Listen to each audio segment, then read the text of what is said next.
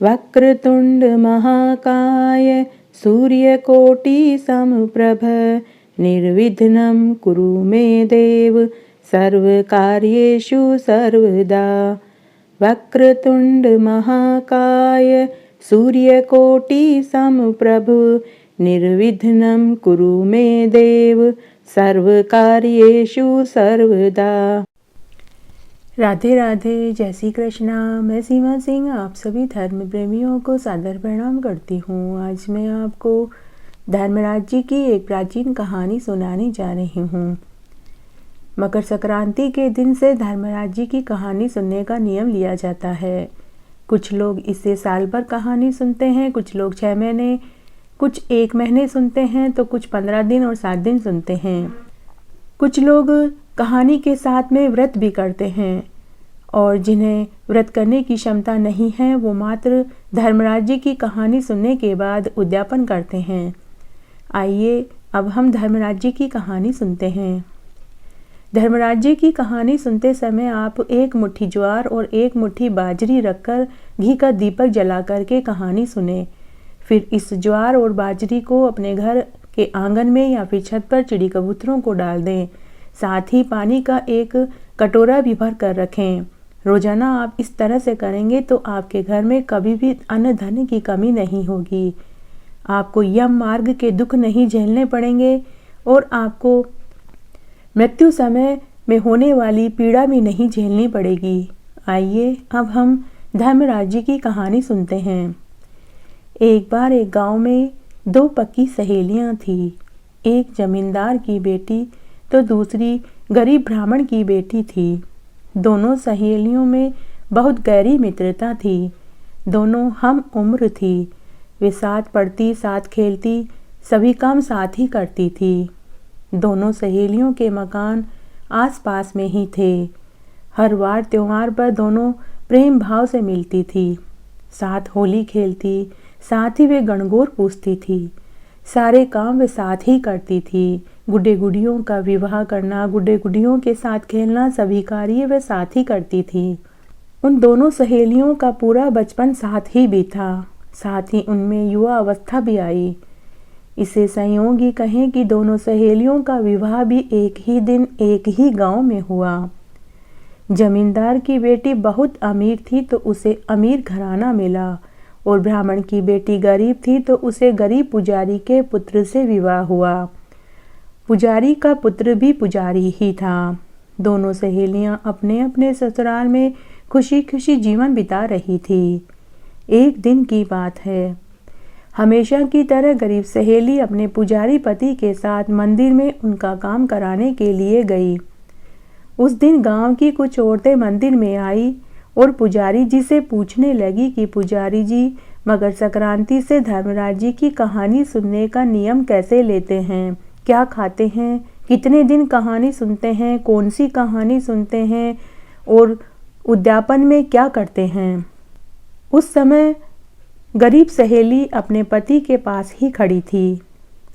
वह वहीं खड़ी होकर अपने पति और गांव की औरतों की बातें सुन रही थी। तो पुजारी जी ने गांव की स्त्रियों से कहा कि मकर संक्रांति के दिन से धर्मराज जी की, पोपाबाई की और धरती माता की कहानी सुनने का नियम लिया जाता है। आपने मुझसे धर्मराज जी की कहानी का नियम पूछा है तो मैं आपको बताता हूँ। धर्मराज जी की कहानी कोई साल भर सुनता है, कोई 6 महीने सुनता है, कोई 1.25 महीने सुनता है और साथ में व्रत भी करता है। अगर व्रत करने की सामर्थ्य नहीं हो तो मात्र कहानी सुनकर ही व्रत करके और बाद में उद्यापन किया जाता है। धर्मराज जी की कहानी सुनते समय 10 नियमों का पालन किया जाता है। झूठ, चोरी, परनिंदा, कपट, छल, द्वेष भाव, सत्य बोलना, ब्रह्मचर्य का पालन करना, दूसरे का अन्न न खाना, दान पुण्य करना, सभी नियमों का पालन जरूर करना चाहिए। साथ ही कहानी सुनते समय 1 कटोरी ज्वार और 1 कटोरी बाजरी रखकर घी का दीपक जला करके कहानी सुनते हैं। एक समय शाकाहारी भोजन करते हैं, ब्रह्मचर्य का पालन करते हैं, कपटी और पाखंडी लोगों से बातचीत नहीं करते, भजन कीर्तन में समय बिताते हैं। फिर ये ज्वार और बाजरी चिड़ी कबूतरों को डाल देते हैं। रोज ऐसा ही किया जाता है। धर्मराज जी की कहानी और व्रत आपको कितने समय करना है ये आपके ऊपर निर्भर करता है। फिर उतने समय कहानी सुनने और व्रत करने के बाद उसका उद्यापन किया जाता है। उद्यापन में एक बांस की छाबड़ी में 1.25 सेर बाजरी, 1.25 सेर ज्वार, चांदी की नाव, सिड्ढी, ब्राह्मण ब्राह्मणी के 5-5 कपड़े, एक धर्मराज जी की और चित्रगुप्त जी की सोने और चांदी की मूर्ति ली जाती है। अगर सोने चांदी की मूर्ति और चांदी की नाव और सिड्ढी देने की सामर्थ्य नहीं है तो आप तस्वीर भी रख सकते हैं। यथाशक्ति दक्षिणा के रुपए रखे जाते हैं। ब्राह्मण को गौदान किया जाता है। रजाई, गद्दा, तकिया, कंबल, चद्दर, खड़ाऊ, जूते, छाता, छड़ी, शैया, ब्राह्मण को उद्यापन में खाना खिलाकर ये सभी चीजें दी जाती है। पुजारी जी ने उनको धर्मराज जी की कहानी और व्रत की पूरी विधि भी बताई। तब सभी गांव की महिलाएं पुजारी जी को धन्यवाद देकर चली गई।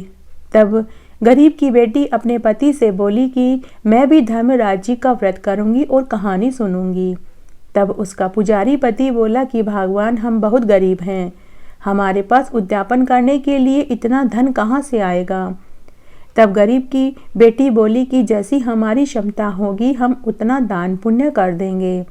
फिर घर आने के बाद गरीब सहेली ने अपनी सास को कहा कि माँ जी, मैं भी मकर संक्रांति के दिन से धर्मराज जी की कहानी सुनने और व्रत करने का नियम लूंगी। सास बहू से बोली कि बेटी, जो तेरी इच्छा हो वो तू कर, क्योंकि मैं धर्म के मार्ग में तेरे आड़े नहीं आऊंगी।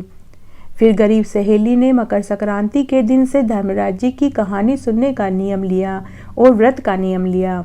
रोज अपनी सास के पास बैठकर वह कहानी सुनती थी। एक मुट्ठी ज्वार और एक मुट्ठी बाजरी लेकर घी का दीपक जलाकर कहानी सुनती।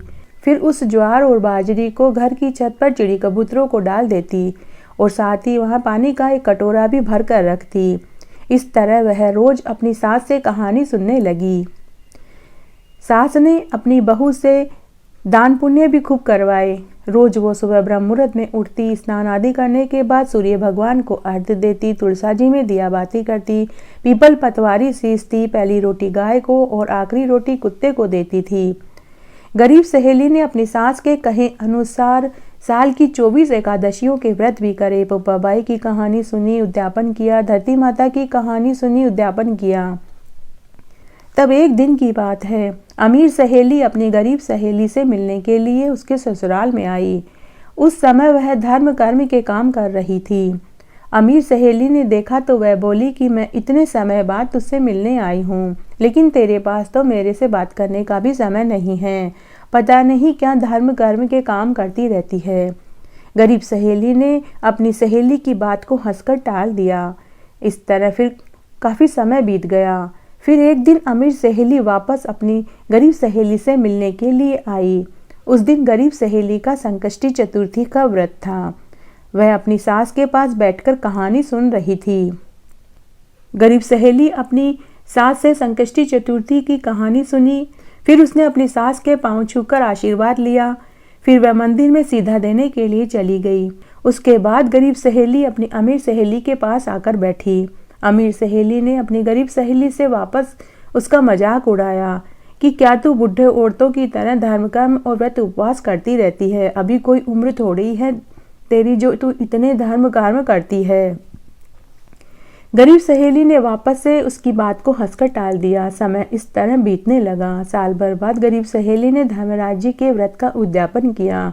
अपनी हैसियत के अनुसार ब्राह्मण ब्राह्मणियों को खाना खिलाया और खूब दान पुण्य किया। उद्यापन करने के दूसरे दिन जब गरीब सहेली एक मुट्ठी ज्वार और बाजरी डालने के लिए छत पर गई तो उसने देखा कि उसकी छत हीरे मोती से जगमग कर रही थी। उसने यह बात अपने पति व सास को बताई। तब सास ने कहा कि बहू, तेरे ऊपर तो धर्मराज जी की कृपा हुई है, तू ही इसकी हकदार है। देखते ही देखते गरीब सहेली भी बहुत अमीर हो गई। गरीब सहेली ने उस धन का 1/4 हिस्सा दान पुण्य में लगा दिया। समय बीतने लगा। दोनों सहेलियों को 2 पुत्र हुए। बच्चे बड़े हुए, उनका विवाह हुआ। फिर एक दिन गरीब सहेली की सास का देवलोक गमन हो गया। गरीब सहेली ने अपनी सास के 12 दिन खूब धूमधाम से किए। नाते रिश्तेदारों को, गांव वालों को, ब्राह्मणों को भोजन कराया और ब्राह्मणों को खूब दान पुण्य दिया। नाते रिश्तेदारों को भी खूब देन लेन किया। वह श्राद्धों के निमित्त भी खूब दान पुण्य करती रही। चील कौओं को खीर पूड़ी पुए खिलाती, ब्राह्मणों को दान पुण्य करती, गरीबों को अन्न वस्त्र और रुपए दान करती। गरीब सहेली ने कुंवारी लड़की का कन्यादान किया, तुलसी विवाह करवाया। खूब सुखपूर्वक उसका जीवन बीत रहा था। दोनों सहेलियों का भी बुढ़ापा आ गया। फिर इसे सहयोगी कहें कि दोनों बाकी सहेलियों की मृत्यु भी एक ही दिन हो गई। गरीब सहेली को लेने के लिए देव विमान आया। गरीब सहेली देव विमान में बैठकर धर्मराज जी की चौखट पर पहुंची तो उसे एक महल नुमा आलीशान कमरे में सोने के सिंहासन पर बैठाया गया। कई नौकर चाकर उसकी सेवा टहल करने लगे। कोई पंखा ढुलका रहा था, कोई जल की झारी लिए खड़ा था, कोई 36 तरह के व्यंजन थाल में लिए खड़ा था, कोई उसके पांव दबा रहा था। खूब सारे नर्तक नर्तकियां उसका मन बहलाने के लिए गीत गा रहे थे, नृत्य कर रहे थे। उधर अमीर सहेली को यमदूत मुग्धरों से मारते हुए ले जा रहे थे। यम मार्ग की पीड़ा अमीर सहेली से सहन नहीं हो रही थी। यम मार्ग में कांटे बिछे हुए थे जो अमीर सहेली को चुभ रहे थे। यम मार्ग में बहुत अंधेरा था, सीलन बड़ी सुकड़ी बदबूदार गलियां थी। अमीर सहेली ने यमदूतों से कहा कि अरे भाई, मुझे पहनने के लिए जूते चप्पल तो दे दो, मेरे कांटे चुभ रहे हैं, और कुछ नहीं तो रास्ते में लालटेन या दिया तो जला दो, कितनी अंधेरी बदबूदार सुकड़ी हुई गलियां हैं। तब यमदूत अमीर बुढ़िया पर हंसते हुए बोले कि अरे बुढ़िया, अगर तूने अपने जीवन काल में कभी किसी गरीब ब्राह्मण को जूते चप्पल छाता छड़ी वस्त्र दान में दिए होते तो आज तुझे भी यहाँ ये सब पहनने को मिलते, लेकिन तूने कभी कोई दान नहीं किया, फिर तुझे ये सब चीजें यहाँ कैसे मिलेगी। अरे बुढ़िया, कभी तूने भगवान के सामने घी का या तेल का दीपक जलाया था, फिर तुझे कैसे यह मार्ग में रोशनी मिलेगी। अरे बुढ़िया, जो कर्म मनुष्य मृत्यु लोक में करता है वह यहीं पाता है। अरे बुढ़िया, जो कर्म मनुष्य मृत्यु लोक में करेगा वही तो यहाँ पाएगा। थोड़ी दूर आगे चलने पर अमीर सहेली को वापस से भूख प्यास सताने लगी। उसने यमदूतों से खाना और पानी मांगा। फिर से यमदूतों ने उसे कहा कि अरे बुढ़िया, तूने कभी किसी प्यासे को पानी पिलाया था, कभी किसी गरीब भूखे को भोजन खिलाया था। अगर तू मृत्यु लोक में प्यासे को पानी पिलाती, भूखे को भोजन खिलाती तो आज तुझे भी यहाँ पानी और भोजन मिलता। तब अमीर सहेली मनी मन सोचने लगी कि मैं कितनी स्वार्थी जीव थी, कितनी मूर्ख थी। मेरे पास धन की कोई कमी नहीं थी, लेकिन फिर भी न तो मैंने कोई दान पुण्य किया और न ही कोई व्रत उपवास किया। ऐसा सोचते सोचते वह धर्मराज जी की चौखट पर पहुंच गई। उसने वहां देखा कि मृत्यु लोक से आए लोग अपने अपने कर्मों के अनुसार फल भोग रहे थे। कोई गर्म तेल के कढ़ा में पड़ा छटपटा रहा था, तो कोई कीड़े मकोड़े सांप बिच्छू के कुएं में पड़ा था, कोई आग में उल्टा लटका हुआ था। सब तरफ से रोने चीखने चिल्लाने की भयंकर आवाजें आ रही थी। अमीर सहेली यह सब देखकर डर गई। तभी उसकी नज़र उसकी गरीब सहेली के ऊपर पड़ी जो महल नुमा कमरे में सोने के सिंहासन पर बैठी हुई थी। बहुत सारे नौकर चाकर उसकी सेवा टहल कर रहे थे। अब वह बहुत पछताने लगी। अब उसे वो बातें याद आने लगी जब गरीब सहेली व्रत उपवास और दान पुण्य मृत्युलोक में करती थी। तभी धर्मराज जी ने चित्रगुप्त जी से कहा, हे चित्रगुप्त जी, इस अमीर बुढ़िया के कर्मों का लेखा जोखा पढ़कर सुनाओ। तब चित्रगुप्त जी ने धर्मराज जी से कहा कि हे धर्मराज जी, इसने अपने जीवन काल में कोई दान पुण्य व्रत उपवास नहीं किया। यहाँ तक कि इसकी गरीब सहेली धर्म कर्म व्रत उपवास दान पुण्य करती थी तो यह उसका मजाक उड़ाती थी और यह उसको ताने मारती थी। तब गुस्से में भरकर धर्मराज जी ने कहा कि इसे गर्म तेल के कढ़ा में डाल दो। तब अमीर सहेली डरते डरते धर्मराज जी से बोली कि हे धर्मराज जी, मुझे 1.25 प्रहर का समय दे दीजिए। हे धर्मराज जी, आप मुझे 1.25 प्रहर का जीवन दान दे दीजिए, मैं अपनी गलती सुधारूंगी, फिर चाहे आप मुझे नरक में ही डाल देना। तब धर्मराज जी को उसके ऊपर दया आ गई। उन्होंने उसे 1.25 प्रहर का जीवन दान दे दिया। नीचे मृत्यु लोक में उसके बेटा और पोते उसे जलाने की तैयारी कर रहे थे। तभी उसके मृत शरीर में हलचल हुई। उसे देखकर उसके बेटा पोते बहुत खुश हुए और वे खुशी खुशी अपनी माँ दादी को लेकर घर आ गए। घर आने के बाद उसने अपने बेटा पोते और बहुओं से धर्मराज जी की पूरी बात बताई और कहा कि मुझे सवा प्रहर का जीवन दान मिला है। इस सवा प्रहर में मैं गरीबों और ब्राह्मणों को खूब दान पुण्य करूंगी और धर्मराज जी की कहानी सुनूंगी और उद्यापन करूंगी।